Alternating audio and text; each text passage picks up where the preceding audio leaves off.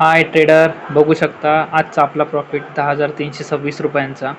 ठीक आहे, आज मी छोटे छोटे स्कॅल्प मारले कारण का स्टार्टिंगला मार्केट डाऊन साईड मुवमेंट दिलेली तेव्हा पुट साईड, नंतरला कॉल साईड.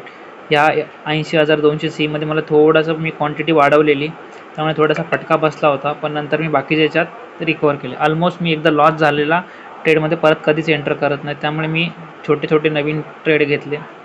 ठीक आहे, बघू शकता आजचा प्रॉफिट 10,326. थोडंच ब्रोकरेज जास्त गेलं कारण का छोटे छोटे स्कॅल्प केले, पण ठीक आहे, आपल्याला 7-8 हजार वरतील 2-2 हजार ब्रोकरेज गेलं असेल तरी पण ठीक आहे. बघू शकता आजचा प्रॉफिट 10,326.